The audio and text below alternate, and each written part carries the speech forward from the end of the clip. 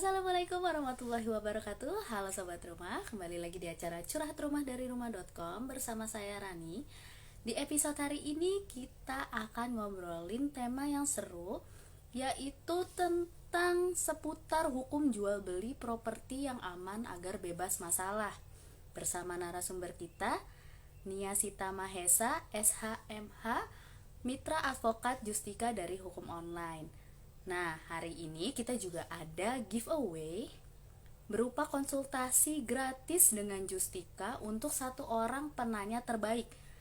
Hanya untuk satu orang penanya terbaik ya. Nah, jadi kalau misalnya kalian punya pertanyaan-pertanyaan terbaik kalian boleh ditanyain dan nanti akan kita jawab langsung sama narasumbernya. Oke, sambil menunggu Mbak Nia untuk join, seperti biasa Sobat Rumah, bisa langsung aja kirimkan pertanyaan kalian di kolom komentar ya. Nah, untuk Sobat Rumah nih, kita hari ini akan ngomongin topik yang seru, karena ini seputar legalitas ya, hukum. Jadi banyak banget nih yang datang ke fitur tanya propertinya rumah.com, gimana sih kalau misalnya solusinya bila pengembangnya tuh kabur gitu, atau pengembangnya itu ingkar janji, jadi project propertinya ini nggak sesuai dengan apa yang dijanjikan, itu gimana sih solusinya. Lalu juga banyak juga yang nanya-nanya gitu kan, kalau misalnya agen tuh agennya kabur udah dapat uang DP dan lain-lain, itu gimana. Nah, hari ini kita akan bahas sama narasumbernya. Oke, kita masih nunggu Mbak Nia untuk join ya.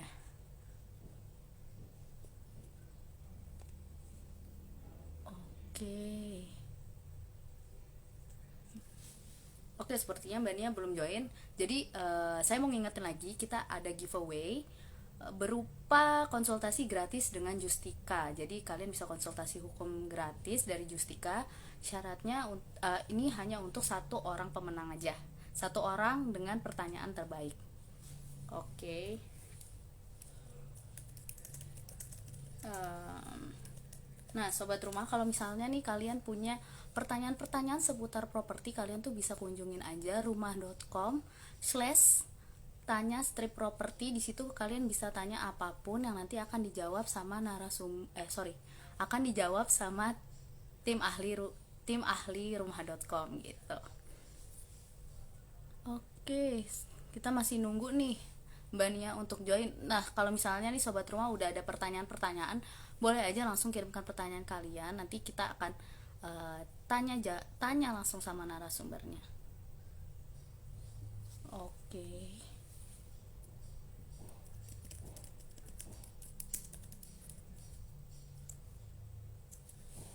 Hmm, kita tunggu tunggu lagi ya Mbak Nia untuk join nih. Nah, Sobat Rumah, kalau misalnya nih kalian mau tahu eh, artikel-artikel atau informasi-informasi seputar legalitas hukum gitu, kalian bisa kunjungin aja yang ada di pin komen. Link yang ada di pin komen ini bit.ly garis miring legalitas rumah. Di situ ada banyak artikel yang bisa membantu kalian mengenai seputar legalitas, sertifikat, dan hukum dan lain-lainnya ada di situ.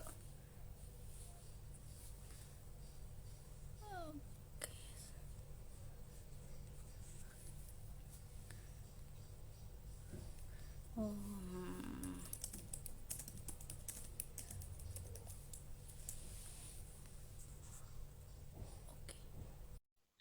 Oke, Mbak Nia udah join dengan kita. Kita tunggu.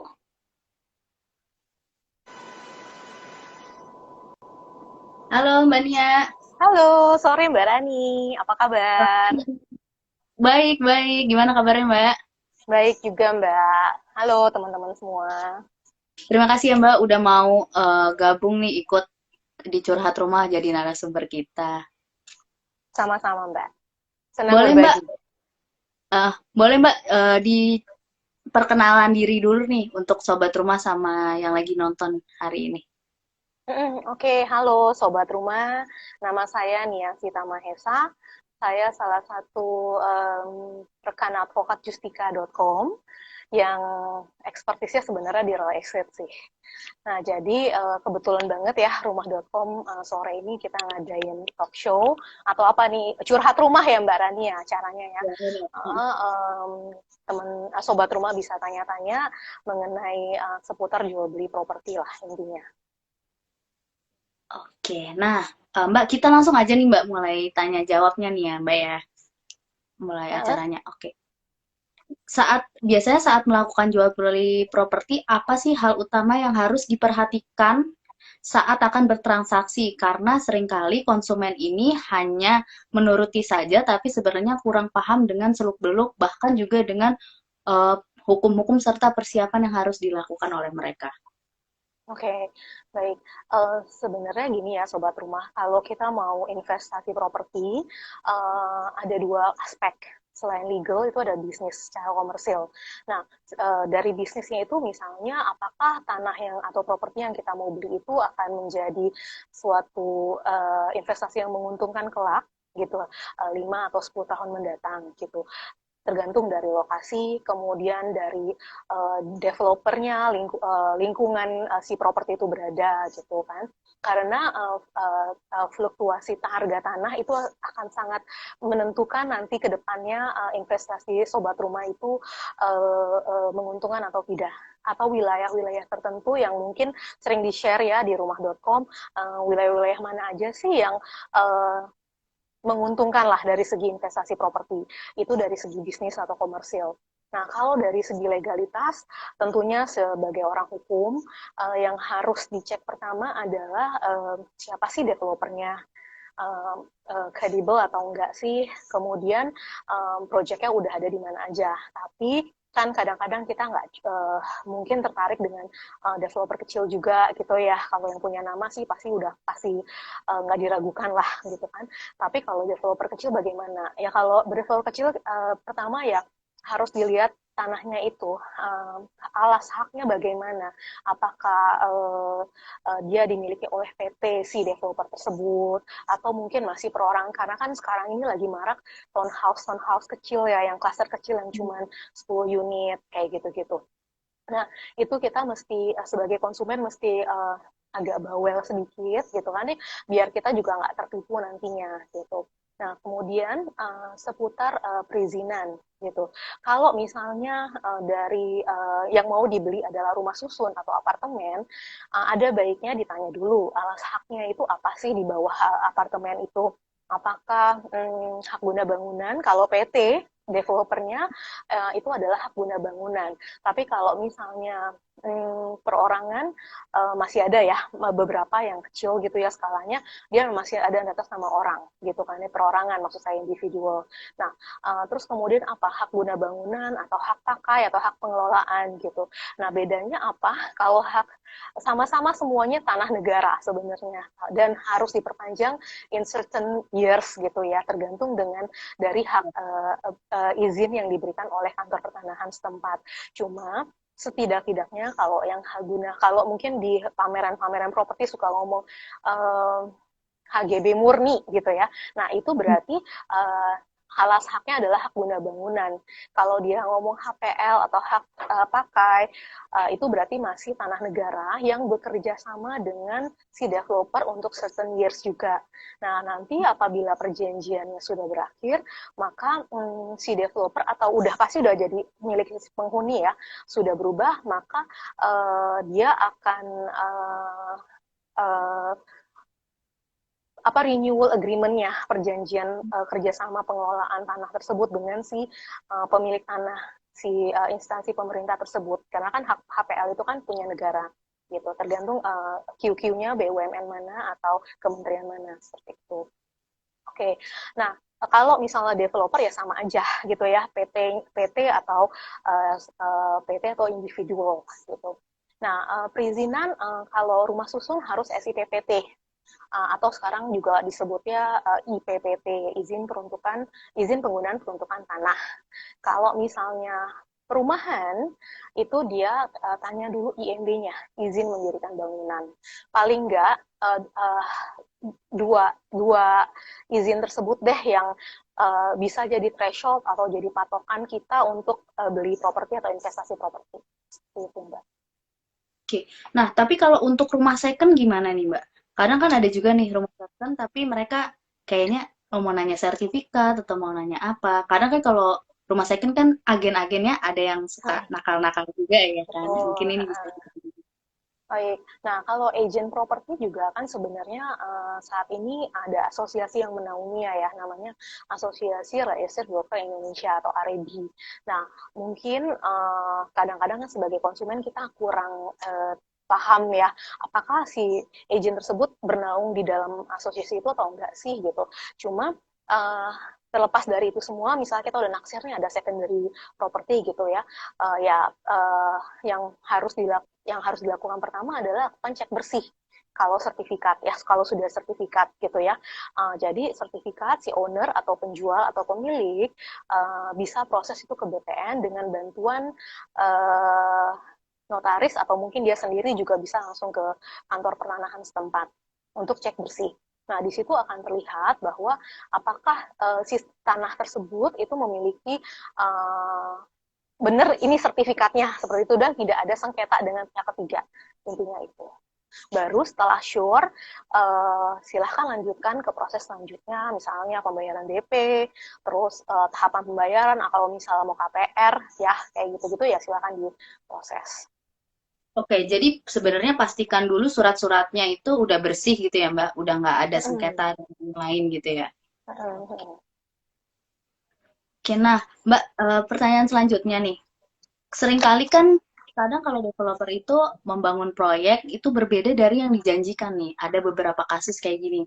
Apa sih sebenarnya yang harus dilakukan jika developer itu ingkar janji atau propertinya ini nggak sesuai dengan apa yang mereka janjikan gitu lah. Oke, kalau misalnya developer berarti kita kan ngomongin primary property ya. Memang kan kalau primary property yang dijual awal tuh adalah gambar atau show unitnya atau show house gitu ya, apa istilahnya gitu kan. Jadi pertama kan tadi tuh kita harus yakin dulu nih developernya siapa sih gitu kan ya. Cuman kalau ya namanya uang prestasi gitu kan ya, mau developer besar atau developer kecil itu sih sebenarnya kembali lagi untung-untungan lah ya dalam investasi properti gitu.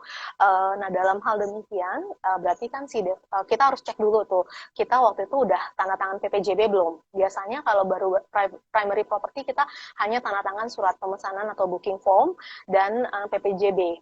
Nah, di dalam PPJB itu ada tulisannya, ada syarat dan ketentuannya.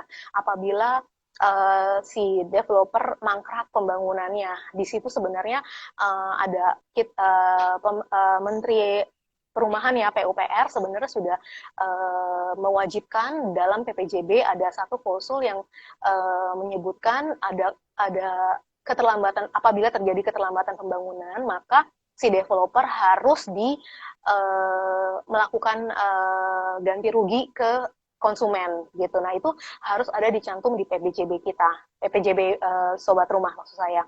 Nah apabila tidak ada ya mungkin bisa dikoordinasikan dengan mereka ya untuk ditambahkan klausul tersebut karena itu merupakan kewajiban si developer apabila mereka mangkrak. Nah, sebenarnya kalau dari peraturannya apabila mereka terlambat bangun atau terlambat serah terima ya di dalam PBJB itu kan ada biasanya apakah 2 tahun, 3 tahun, 4 tahun tergantung propertinya apa. Kalau apartemen biasanya 4 tahun gitu ya baru serah terima. Nah kalau misalnya rumah biasanya 2 tahun sudah bisa serah terima gitu kan. Nah kalau misalnya mereka terlambat pembangunan maka mereka akan bayar denda atau ganti rugi ke konsumen itu besarnya berapa itu ditentukan dalam PPJB karena masing-masing properti kan harganya beda dan perhitungan kalkulasi developer juga kan beda-beda ya. Nah, tapi setidaknya ada tuh di dalam PPJB sehingga kalau misalnya mereka mangkrak pembangunannya, si konsumen bisa minta haknya untuk kamu kena denda loh berapa persen dari harga jualnya gitu kan, harga pengikatannya gitu. Jadi developer harus bayar ke konsumen sampai maksimal seingat saya itu 4 bulan. Jadi dalam waktu 4 bulan, lewat dari 4 bulan itu si developer akan menyerahkan kembali tuh ke konsumen apakah mereka mau menunggu pembangunannya selesai, handover dilakukan, serah terima dilakukan, atau dibalikin duitnya. Misalnya belinya 21M, ya udah dibalikin 1M. Plus denda yang 4 bulan itu. Gitu. Oke. Nah, tapi tuh kadang ada kasusnya dia udah ke developer, cuman developernya itu kayak udah nggak mau tahu gitu kan. Oh, Itu apa yang ya. harus dia lakukan sebenarnya kalau misalnya kasusnya developer udah angkat tangan deh gitu. Kalau misalnya sebenarnya kalau kayak kayak gitu case-nya bisa melakukan upaya hukum perdata Hmm. dan pidana gitu ya. Cuma pastinya kan akan memakan tenaga, waktu dan biaya Mbak gitu. Jadi sebelum ke arah sana mungkin bisa di amicable settlement dulu lah, baik-baik bicara dengan pihak developer bagaimana ini penyelesaiannya gitu. Namun kalau misalnya memang sudah mentok ya udah, sobat rumah bisa ambil perdata dan bisa gugat perdata ya, uang prestasi atas si perjanjian PPJB tersebut, atau ke lapor polisi ya, pidana seperti itu. Oke. Nah, menarik nih, Mbak. Jadi sebenarnya kalau misalnya kita udah mulai mau beli rumah, berarti yang harus diperhatikan adalah PPJB-nya ya, Mbak. Sebelum PPJB itu sebelum akad kredit atau pas lagi akad kredit kita ada PPJB. Biasanya pada saat akad kredit. Oh, oke. Tapi emang bisa diubah ya, Mbak? Maksudnya kita lagi akad kredit terus kayaknya ini nggak sesuai, kita minta ganti gitu, apa bisa? Sebenarnya nggak bisa, bukan maksudnya nggak bisa ya. Sebenarnya kan itu kan klausul baku masing-masing developer. Cuma kalau misalnya ada biasanya kan sebelum kita tanda tangan kita boleh baca dulu tuh gitu ya. Boleh nggak nih kita misal kayak tadi keterlambatan pembangunan ya kan. Nah, mana klausul tentang ini gitu kan ya, karena itu kan memang ada peraturan menterinya gitu, Kepmen seingat saya, Kepmen PUPR. Nah, apa namanya, jadi kok nggak ada klausul ini gitu kan. Nah, kalau misalnya dari pihak pada saat akad kredit itu oh ya memang nggak ada gini gitu ya, biasanya kan suka ngeles ya temen, apa namanya, pihak perumahan, maksudnya developernya gitu kan ya. Kalau kalau notaris kan dia ngikutin si developer kan gitu kan. Nah ya udah terserah kita, dikembalikan lagi ke sobat rumah, apakah yakin sama si developer tersebut sehingga nggak masalah kalau misalnya tanpa klausul tersebut seperti itu. Oke, oke. Nah, sobat Untuk rumah, yang jadi tadi kalian denda ya, ya, denda oke, keterlambatan pembangunan. Mbak, terima kasih nih. Jadi sebenarnya ini adalah pertanyaan yang paling banyak banget ditanyain sih sama sobat rumah gitu. Jadi yang diperhatikan pertama adalah PPJB. Jadi kalian harus benar-benar baca PPJB, itu harus disimpan baik-baik. Misalnya kalian udah punya itu buat ngajuin sewaktu-waktu, misalnya hasil rumahnya inden ini nggak sesuai sama apa yang dijanjikan gitu. Mbak, Ya, ini udah banyak pertanyaan yang masuk nih Mbak. mm, Dari Schlumbergers. Halo Mbak, dalam jual beli rumah, apabila penjual rumah harus menyerahkan sertifikat asli ke notaris yang ditunjuk oleh pembeli, bagaimana amannya karena saya tidak kenal notaris tersebut dan dia mungkin ragu takut gitu ya untuk menyerahin mm, sertifikat asli ke notaris gitu pas saat dia mm, jual rumah. Gimana nih mm. Mbak? Sebaiknya notaris PPAT yang mengurus itu adalah yang ditunjuk oleh para pihak nih, pihak penjual dan pihak pembeli. Jadi sama-sama tahu ya. Tapi kalaupun misalnya kadang-kadang memang pembeli yang bawa atau penjual yang bawa kayak gitu-gitu ya. Nah, dicek aja sih track record si notaris. Misalkan ketahuan tuh kalau misalnya memang dia notaris senior, nggak mungkin lah dia mempertaruhkan sertifikat rumahnya sobat rumah gitu kan ya untuk perbuatan melawan hukum misalnya gitu kan. Ya, tapi kalau misalnya mungkin kan kantor kecil atau apa gitu-gitu kan kadang-kadang ya, jadi kurang kurang bisa uh, ya kurang kredibel lah mungkin ya, tergantung tergantung kota. Kadang-kadang juga kalau di kota kecil notaris PPAT-nya juga kan masih yang ini aja, yang biasa aja gitu. Tapi kalau feeling aja sih kalau misalnya dikiranya notaris PPAT-nya kurang mungkin bekerja sama atau kurang kredibel ya intinya gitu ya, diusulkan aja notaris PPAT lainnya gitu, karena kan harus sepakat dalam menjual rumah gitu. Jadi ya dua-duanya harus harus sama saling-saling kenal ya Mbak, karena itu sebenarnya notaris itu kunci utamanya ya nyarinya ya. Betul, betul. Karena nanti notaris PPAT tersebut yang akan proses ke BPN. Kalau dari penjual dan pembeli itu nggak yakin dengan mereka, eh, ya gimana gitu kan ya, pasti akan suzon terus nih gitu prosesnya. Oke, terima kasih Mbak atas jawabannya. Nah, ini ada pertanyaan berikutnya lagi nih Mbak. Ya, Dari Arinda underscore PE. SHGB sama SHM itu lebih aman mana ya Mbak? Soalnya kebanyakan developer di kota saya di kota saya tinggal nih legalitasnya banyak kan SHGB. Dan baru bisa jadi SHM itu rata-rata setelah 15 sampai 20 tahun. Lama juga nih Mbak dia hmm, proses SHM. oke. Mungkin bisa Uh, dibantu. Jadi kalau misalnya alas hak itu mau diberikan HGB atau HM, itu sebenarnya hak dari si kantor pertanahan setempat, wewenangnya beliau gitu kan, wewenang kepala kantor gitu ya. Jadi mereka itu sudah punya plot-plotnya masing-masing, apakah tanah tersebut HGB, HM, terus kemudian hak pakai mungkin atau HGU, hak guna usaha ya untuk perkebunan dan sebagainya. Jadi kalau misalnya HGB itu aja kekuatannya. Cuma uh, uh, hak milik tidak perlu diperpanjang lagi. Bedanya itu aja. Kalau HGB kan setenir, tergantung hak yang diberikan, dia harus perpanjang lagi nih, ada biaya lagi yang akan dikeluarkan oleh sobat rumah. Tapi kalau misalnya si HM, dia nggak perlu perpanjang seumur umur gitu. Paling kalau belangkonya habis ya, atau mungkin ada ketentuan yang baru nih, kayak sekarang soal e-sertifikat dan sebagainya. Oke, terima kasih nih Mbak atas jawabannya. Kita lanjut ke pertanyaan berikutnya nih Mbak. Apakah ada cara untuk melihat reputasi developer atau agen secara hukum?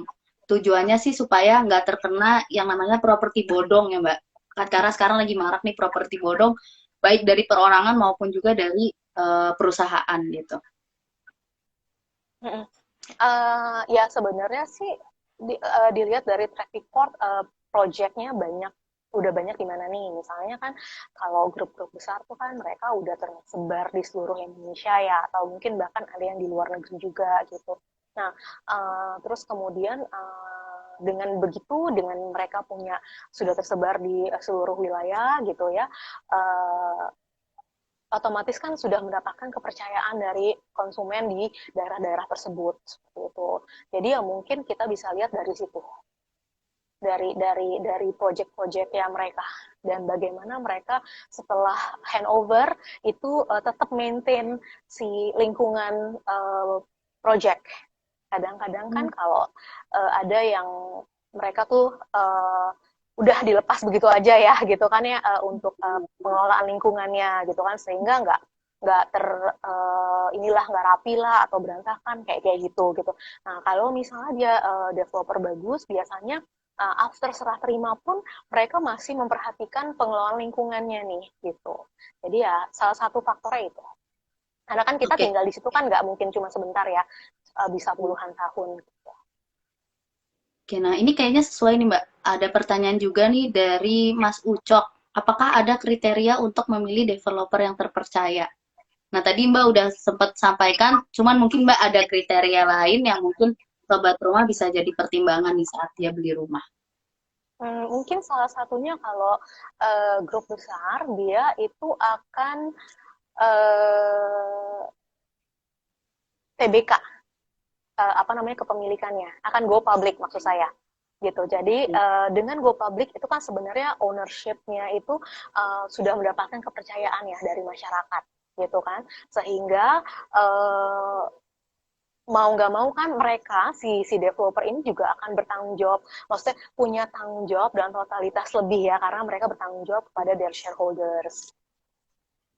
Nah, biasanya nih yang suka yang kena kasus gini yang developer kecil malah Mbak, yang cuma Betul, betul. gitu kan. Jadi mereka juga mungkin ilmunya sedikit tapi promonya mereka gencar kan. Nah, itu yang suka Dan kejebak. terlalu berlebihan ya kadang-kadang. Ya Oke. makanya tadi lihat dulu deh, kalau saya pribadi sih terus terang Mbak Rani, saya tuh lebih suka investasi properti yang udah kelihatan fisiknya. mungkin Oke. harga lebih banyak, lebih mahal sedikit ya gitu kan, tapi setengahnya kita secure dari segi konsumen. Karena kadang-kadang kan kalau primary itu kan dia sudah cuma jual gambar yang tadi saya bilang gitu kan. Nah, jual gambar itu kan gambling ya, kadang-kadang ada yang selesai, ada yang enggak gitu. Atau mungkin ya tadi itu, apakah persis nggak sih sama dengan yang ditawarkan ke kita dulu si gambarnya ini atau fisik bangunannya setelah jadi gitu. Di situ karena setelah jadi pun si developer tuh masih harus ngurus izin-izin pembangunannya. Nah, ngurus izin-izinnya itu kan yang diperlukan komitmen penuh nih dari si developer, sehingga Betul. pembangunannya meskipun sudah serah terima pun bisa mangkrak ya, dalam arti fasilitas umumnya tuh tidak terdeliver ke konsumen gitu. Oke, oke, terima kasih nih Mbak. Kita lanjut ke pertanyaan berikutnya ya Mbak. Apa yang harus dilakukan apabila pengembang atau agen kabur saat terjadi transaksi gitu? Sebagai konsumen, apa sih yang harus diperhatikan dan dilakukan? Sorry, bisa diulang? Ya, eh, apa yang harus dilakukan apabila pengembang atau agen kabur saat transaksi? Sebagai konsumen, apa yang harus diperhatikan dan dilakukan? Karena kadang ada yang kita udah bayar DP atau bayar apa gitu kan ke lewat agen atau lewat developer, tapi ternyata mereka kabur. Itu kita harus ngapain gitu, Mbak? Apa yang harus kita punya, apa yang harus kita siapkan dan lain-lain. Ini mungkin berlaku untuk developer kecil kali ya, karena kalau developer besar lagi-lagi kredibilitas mereka dipertaruhkan dan mereka pasti nggak akan sembarangan menunjuk agen untuk penjualan rumah atau proyeknya seperti itu. Nah, jadi mungkin yang bisa dilakukan adalah kalau agent, pertama kita sebagai konsumen jangan pernah bayar atau nitip uang gitu ya ke agent properti. Kalau untuk primary ya, biasanya kalau secondary biasanya mereka dia titip uang ke agent properti, ke PT-nya, ke rekening PT si agent gitu kan ya. Nah, kalau misalnya primary kan biasanya mereka kan kerja sama tuh dengan si developer atau ditunjuk oleh si developer untuk memasarkan rumahnya atau memasarkan proyeknya gitu kan. Nah, sehingga harusnya tercatat gitu kan ya, ini siapa sih nih agentnya kayak gitu-gitu. Nah, ya kalau lagi apes gitu ya, ya pasti ada langkah hukum ya, bisa pidana gitu kan ya, yang bisa kita tempuh gitu. Cuma kalau misalnya sebelum ke sana, nauzubillah jadi karena jangan sampai kejadian gitu kan ya, kita tuh harus benar-benar aware nih, jangan sampai nitip DP atau apapun ke agent, apalagi kalau cuman pakai kwitansi pribadi gitu loh, yang nggak profesional gitu sih Mbak. Terus juga kalau misalnya agent yang kabur ya, kalau kita bisa menuntut ke kantornya kan, ke kantor si agent tersebut. Tapi kalau misalnya mungkin agent yang independen gitu ya, nggak punya kantor gitu kan, nah agak susah ya nge-tracknya gitu kan. Benar, ya. Cuma kalau misalnya primary kan biasanya harusnya semua pembayaran masuk ke rekening PT si developer. Nah, kalau misalnya kemudian si developernya ini pergi, misal tiba-tiba hilang gitu ya, ya kita bisa kejar si PT-nya untuk upaya hukum gitu Mbak. Pidana Yang sih penting kita harusnya, punya penipuan itu bukti-buktinya gitu ya, atau Mbak. penggelapan. Yang penting kita punya bukti-buktinya gitu ya, Mbak. Betul, dokumen tanda terima pembayarannya gitu. Makanya sebagai konsumen juga harus cerdas, make sure kita nggak transfer rekening pribadi nih, rekeningnya rekening PT gitu. Dan kalau Karena primary biasanya langsung kita ke nggak mau ya, Mbak. developer. Kenapa Mbak? Biasanya kalau kita ngirimnya ke rekening pribadi, biasanya developer PT-nya nggak mau tanggung jawab ya justru ya. Karena Betul, kan iya. saya ngirimnya ke rekening PT gitu, tapi kenapa Iya, ngirimnya ke betul, karena di perjanjian kerjasama antara developer dengan agent itu ada kok klausulnya kalau misalnya semua pembayaran harus melalui rekening PT si developer gitu kan. Nah, sehingga dengan demikian atas dasar transferan tersebut kemudian si developer akan menerbitkan surat pesanan ya kan, terus tanda terima pembayarannya nih gitu. Kalau misalnya ke rekeningnya si agent kan nggak ada bukti kalau misalnya si developer sudah terima uangnya, sehingga kan si developer juga nggak akan mau dong untuk nerbitin kwitansi pembayarannya dari konsumen, dari sobat rumah. Oke, terima kasih Mbak. Kita jawab pertanyaan dari sobat rumah nih. Iya, banyak pertanyaan nih Mbak. Dari Aryo BPW, berapa lama proses pecah sertifikat? Oh, biasanya tergantung. Misalnya kalau misalnya eh, project itu biasanya up to 2 tahun. Kalau project Dua- ya, maksudnya primary project, dia kan induk tanah tuh biasanya kalau perumahan besar, terus eh, dia akan pecah-pecah lagi kan sesuai dengan blue plan-nya mereka gitu kan ya. Biasanya prosesnya up to 2 tahun gitu. Kalau Karena perorangan, nanti Mbak? akan ada plotting-plottingnya. Kalau perorangan sih sebenarnya harusnya cuma beberapa bulan sih Mbak. Dari aplikasi terus dia langsung pengukuran tim BPN-nya tergantung luasannya nih Mbak, nggak bisa di make sure begitu karena kan semakin dia luas pengukurannya semakin lama kan gitu. Oh, oke.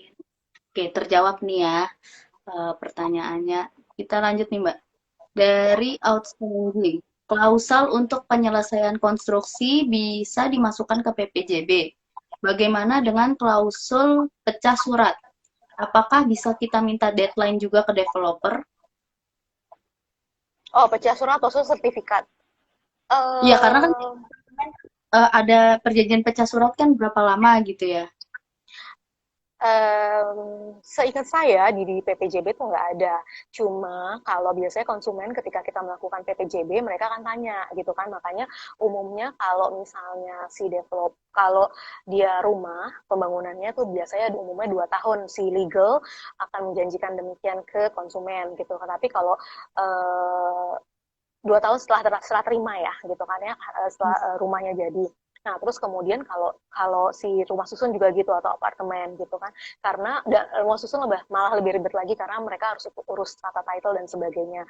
Tapi kalau misalnya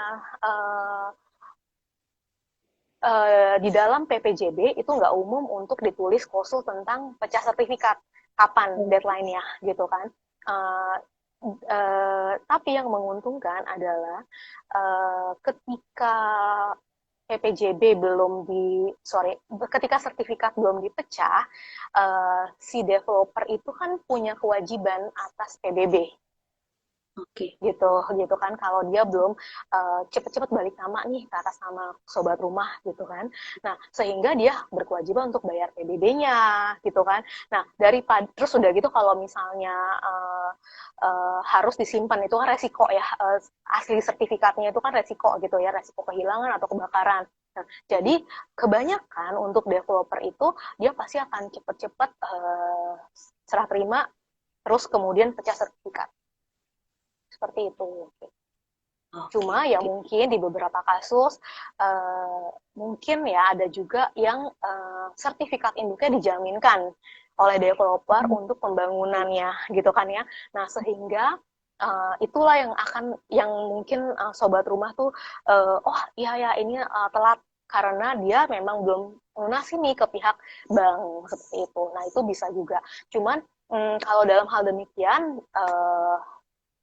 bisa dikoordinasikan atau dikomunikasikan lagi aja dengan pihak developer, tapi pada umumnya 2 tahunan. Oke, oke Mbak. Terima kasih nih Mbak. Kita lanjut nih Mbak. Ini banyak banget nih pertanyaan yang masuk nih. Oke, Jadi seru ya. banyak banget nih. Dari metal.dedi. Bagaimana kekuatan PPJB apabila pengembang kabur dan kita hanya diberi surat HGB dan masih nama pengembang? Solusinya bagaimana? Oke, sebenarnya ini maksudnya kalau surat dan kita hanya diberi surat HGB ini apa nih maksudnya? Apa sertifikatnya gitu kan ya? Ya pertama ya pasti harus ke pengadilan gitu kan ya untuk meminta kekuatan hukum atas si sertifikat tersebut bisa dibalik nama atau diproses di BPN karena si uh, bisa nanti konsumen atau sobat rumah ke bikin gugatan perbuatan melawan hukum terhadap PT developer tersebut berdasarkan si PPJB. Kemudian mungkin bisa ditambah lagi dengan pidana, laporan polisi ya atas penipuan dan penggelapan atau penggelapan tergantung nanti case-nya seperti apa. Lalu nanti di pengadilan kita minta kan mohonkan ke majelis hakim yang memeriksa perkara untuk agar agar BPN kantor pertanahan setempat itu boleh memproses balik nama si surat HGB si pengembang itu ke atas nama konsumen seperti itu gitu. Tapi kan kalau kayak HGB itu kan mereka biasanya masih induk ya sertifikatnya, dalam arti masih harus dipecah-pecah. Jadi dalam satu klaster atau satu kawasan gitu kan, wilayah gitu kan. Nah, jadi mungkin nggak mungkin bisa satu orang sendiri nih atau satu konsumen sendiri yang akan file ke pengadilan gitu kan. Pasti dia harus beserta teman-teman atau konsumen lain yang dirugikan tersebut. Oh. Jadi harus rame-rame ya Mbak, kalau kayak gitu kita harus kerjasama bareng-bareng sama konsumen yang lainnya yang Ya, merasa. betul. Oke. Nah, Mbak, ini ada pertanyaan nih Mbak, dari Maliki 35. Mbak, komponen pajak apa aja sih yang ditanggung pembeli dan penjual pada saat melakukan jual beli rumah? Ini yang Oke, kadang suka kita bingung nih. umum ya. Nah, Iya, kalau pembeli dan penjual, pajak pembeli penjual itu ya pembeli BPHTB, kalau penjual PPHTB. Itu kalau di wilayah Jakarta itu 2,5% untuk BPHTB, kalau PPHTB 5%. Nah, ada juga peraturan DKI yang bilang kalau untuk rumah pertama di DKI dan harga rumahnya di bawah 2 miliar, maka dia bisa memohonkan free BPHTB. Gitu. oke, Jadi nah, kalau misalnya Maliki 35 mau beli rumahnya di Jakarta ya dan di bawah harga 2M ya mungkin bisa dimohonkan ke uh, pemerintah. kecamatan setempat ya. Oke, kecamatan perumahan itu Ke ada gitu. UPPRD, ke UPPRD setempat, ke Dispenda, Dinas Pajak Dinas Pendapatan Daerah. Oke, oke. Oke, nah, Mbak, lanjutnya Mbak pertanyaannya. Hmm, Kita baca pertanyaan ini deh, terakhir nih dari rumah.com. Oke. Saat ini kan lagi ramai yang namanya sertifikat tanah elektronik nih, Mbak, yang terjadi Hmm, pro kontra. Bagaimana sih menurut Mbak Nia gitu kan? Adakah cara agar sertifikat tanah yang dimiliki tetap aman? Karena mereka takut kalau misalnya sertifikat tanah elektronik ini nanti sertifikat tanah yang aslinya kemana nih? Bisa dipakai nggak? Atau elektronik kan mungkin mereka takut gitu kan, riskan atau apa? Karena kita mungkin masih dalam masa transisi juga nih untuk elektronik-elektronik ini nih. Mungkin bisa bantu hmm, jawab, Mbak. hmm, hmm. Ya, jadi eh, pertanyaan yang lagi happening ya. Ya semua Iya. orang nanyain e-certificate gitu kan. Jadi sebenarnya tujuan pemerintah itu mau bikin electronic certificate itu karena untuk supaya database atau pemetaan tanah gitu ya, kepemilikan tanah atau plottingnya, pemetaan apalah itu namanya lebih clear. Jadi kafling ini punyanya si Nia, kafling yang ini punyanya si Rani gitu kan ya. Nah, untuk menghindari yang namanya tumpang tindih gitu, tumpang tindih sertifikat yang atau disebut overlap atau yang kalau nggak pada tahu namanya satu objek tanah atau satu bidang tanah bisa memiliki dua sertifikat atau mungkin lebih karena ulah mafia tanah gitu kan. Nah, jadi dengan adanya si sertifikat ini dia lebih rapi, dia lebih database-nya lebih tercatat gitu kan. Jadi dan e-sertifikat ini fisik sertifikat lama kita itu sebenarnya boleh dikasih ke BPN atau boleh juga kita simpan. Oke. Jadi nggak harus sertifikat lamanya itu dikasih ke BPN. Tapi pada saat pendaftaran, sertifikatnya itu harus ditunjukkan nih, kalau ini punyanya Nia, gitu. Jadi ya ini, oh ya rumahnya mana, ini batasnya apa, gambar situasinya, apa segala macam yang ada di sertifikat yang konvensional, yang lama, itu nanti data-data tersebut dipindahkan ke yang e-certificate untuk pendataan. Nah, untuk selanjutnya, BPN akan menerbitkan e-certificate yang ada barcode-nya. Sehingga nanti kalau ada perlu apa-apa, dia tinggal scan barcode. Kita tinggal scan barcode gitu kan ya, untuk lihat, oh ya ini bidang ini punya si Nia ya gitu kan ya. Nah, itu untuk menghindari yang tadi itu tumpang tindih itu. Oke, jadi Salah satunya. sebenarnya itu mempermudah banget ya Mbak. Kalau misalnya mau jual beli rumah, kalau kita udah ada e-certificate, cuma tinggal scan barcode, mungkin kita udah tahu informasinya gitu ya. Betul, betul. Jadi untuk pendataan, terus untuk gampang deh pokoknya. Jadi lewat misal mau share agent nih, misalnya mau share copy sertifikatnya, ya udah tinggal scan aja, tinggal share aja e-sertifikatnya once udah terdaftar. Lalu si agent kan kalau ada calon buyer gitu ya, pasti kan dia penasaran dong gimana nih sertifikat. Oh ini punyanya si ini, data-datanya ini. Dan kalau misalnya itu benar-benar untuk meminimalis yang tadi tumpang tindih sertifikat. Oke, oke Mbak, menarik nih Mbak. Jadi untuk sobat rumah nggak usah takut kalau mau daftarin e-sertifikat. Malah ini justru membantu banget nih untuk kalian. Untuk jual beli malah lebih mudah ya pakai e-sertifikat. Jadi nggak perlu Mm-mm. tunjukin yang asli, bawa-bawa yang asli malah riskan gitu kan. Akhirnya nanti Betul. hilang gitu. Nah kalau ada e-sertifikat cuma bawa bukti barcode dan lain-lain mungkin itu akan lebih mudah. Mm. Oke, Mbak. Kita ada pertanyaan nih kemarin dari Instagram. Komen Instagram nih dari @prawitasari.diah. Ketika saya ingin menjual rumah via agen, apakah surat kepemilikan rumah, kopinya akan diminta terlebih dahulu untuk mengetahui perkiraan harganya? Apakah agen akan meminta kopinya? Biasanya yang akan diminta pertama adalah sertifikat dan PBB rumah. Nah, kalau misalnya sobat rumah nggak mau kasih, sorry, fotokopinya biasanya dikasih, tapi di watermark aja, dicoret kek atau di watermark gitu fotokopinya. Kalau misal by WA ya atau by scan gitu, kan bisa di watermark gitu. Nah, kalau PBB untuk menentukan rumah itu biasanya memang dilihat dari NJOP-nya. Harganya berapa itu hanya ada di PBB. Karena di database online-nya di Spenda itu nggak kelihatan PBB per meternya berapa. Itu hanya ada di SPPT PBB. Seperti itu. Jadi mungkin ya uh, uh, uh, harga value market pasti kan sama harga NJOP pasti beda ya kan. Tapi seenggak-enggaknya itu bisa jadi patokan si agent dalam menjual properti sobat rumah. Tapi ini berlaku nggak sih Mbak untuk sewa juga? Enggak, sorry. Jadi sebenarnya caranya adalah kita watermark aja ya kalau kita nggak mau sampai diambil atau kan kadang sekarang kan canggih ya bisa ngedit-ngedit gitu terus di print atau bisa diwarna-warnain lah ya kayak gitu-gitu. Berarti Karena kan asli sertifikatnya nggak dipegang. Toh kecil kemungkinannya sih kalau misalnya akan terjadi pemalsuan dokumen ya atau penipuan kayak. oke. Karena kan ketika kita proses transaksi jual beli itu si kantor pertanahan atau si notaris PPAT dia akan minta sertifikat asli, bukan fotokopinya, bukan hanya fotokopi gitu. Tapi aman ya Mbak?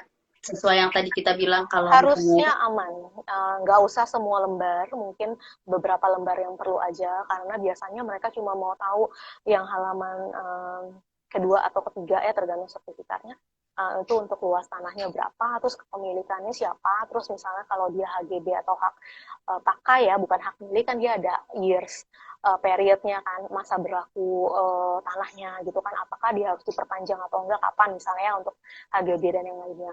Nah, itu biasanya cuma mau ngeliat itu aja. Kalau misal itu aja sih, aku rasa nggak masalah. oke, jadi sebenarnya banyak banget kekhawatiran nih konsumen, investor juga kalau lagi jual beli atau sewa rumah tuh kadang suka diminta-mintain data-data gitu mereka worry gitu kan. Iya, iya. Oke Mbak, ini ada pertanyaan lagi nih Mbak dari Isak JMTK. Apakah surat tanah letter C bisa disertifikatkan? Bisa banget. Nah, itu nanti bisa karena sekarang udah ada peraturan Menteri Agraria yang soal e-certificate, bisa langsung ke pendaftaran tanahnya melalui sertifikat, e-certificate maksud saya. Tentunya itu ada harus dilengkapi dengan warkah tanah, terus kemudian ada beberapa surat keterangan dan pernyataan dari pihak kelurahan dan kecamatan daerah wilayah tanahnya ya. Oke, oke. Jadi banyak ada beberapa hal yang harus diperhatikan ya Mbak ya. Kini ada lagi nih Mbak pertanyaan dari Afan Muhammad. Selamat sore Bu, untuk kebijakan pemerintah kan sekarang lagi membebaskan PPNBM nih untuk rumah.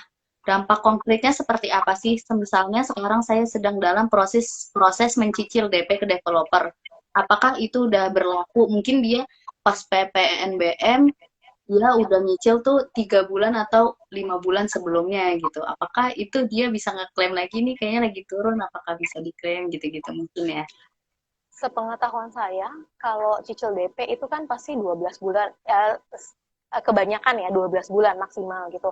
Nah, sedangkan ketentuan tentang PPNBM itu hanya berlaku untuk transaksi properti hari tahun ini.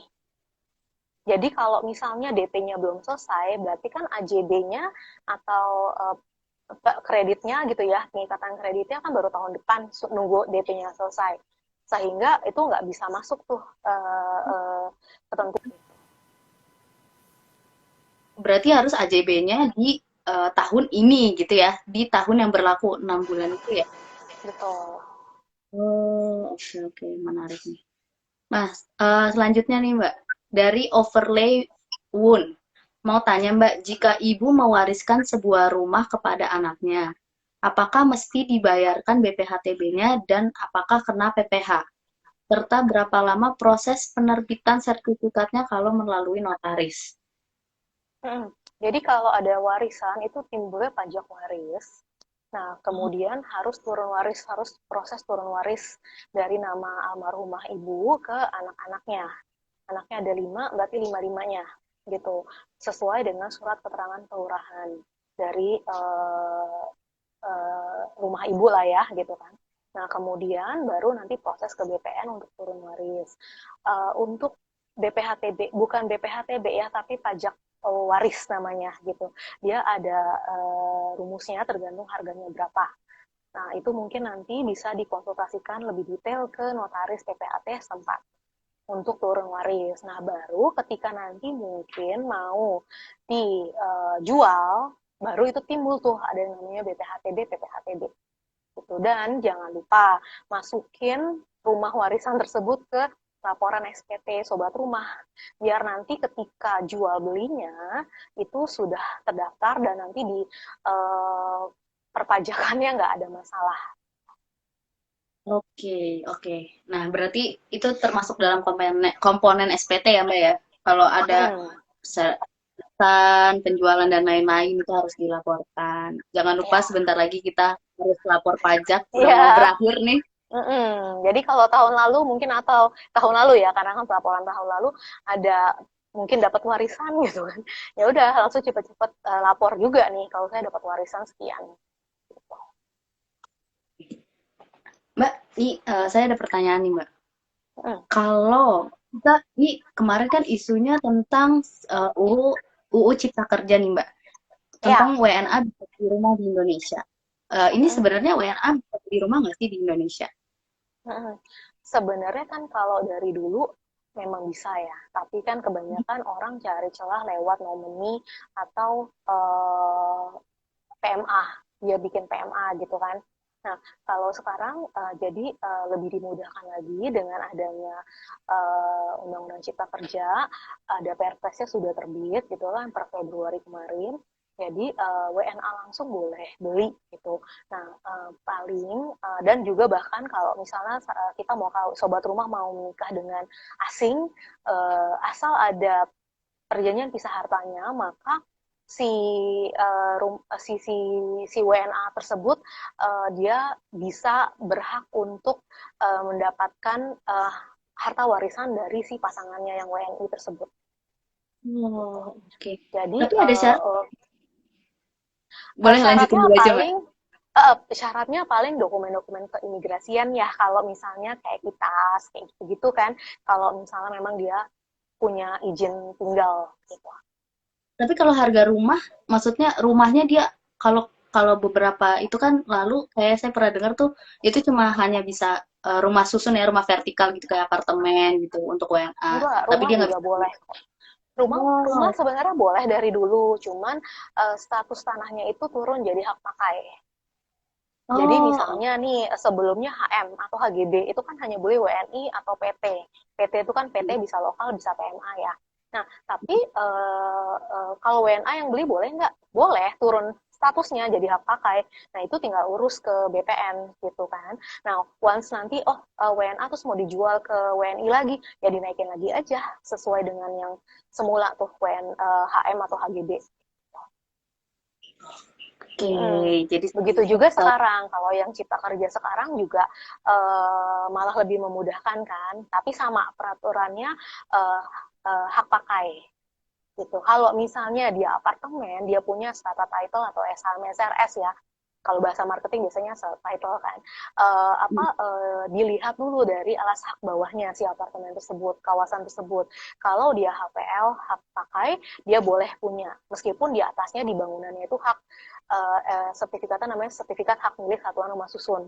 Tapi karena di bawahnya atas hak pakai atau hak pengelolaan lahan, maka si WNA boleh beli itu.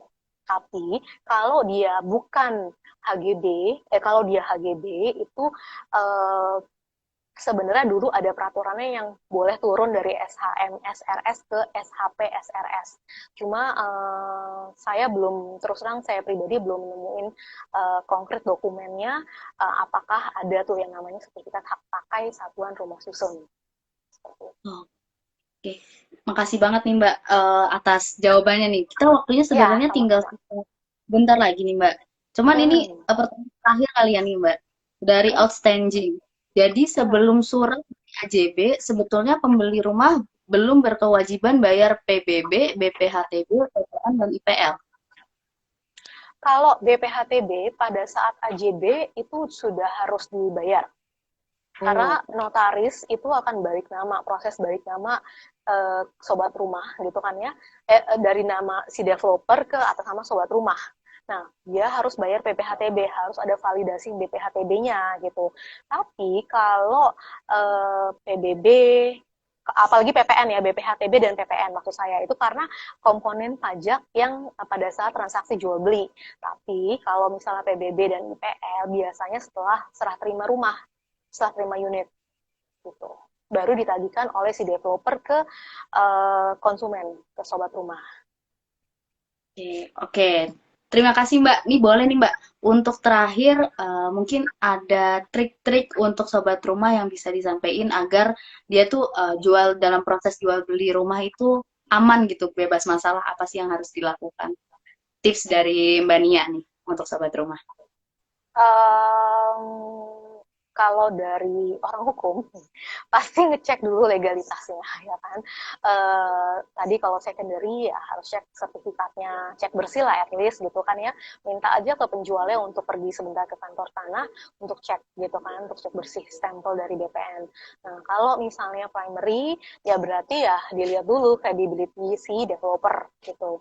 Nah, setelah itu perizinannya, karena perizinan itu kan dari Pemda ya, yang memberikan kewenangannya maksud saya gitu kan, sehingga apakah si developer ini udah punya izin atau belum sih, atau mungkin peruntukannya sebenarnya hijau tapi dibikin rumah kayak gitu-gitu. Nah itu bisa ngintip sebenarnya atau bisa tanya ke Pemda setempat. Kalau misal dirasa ragu ya gitu. Oke deh, oke. Hmm.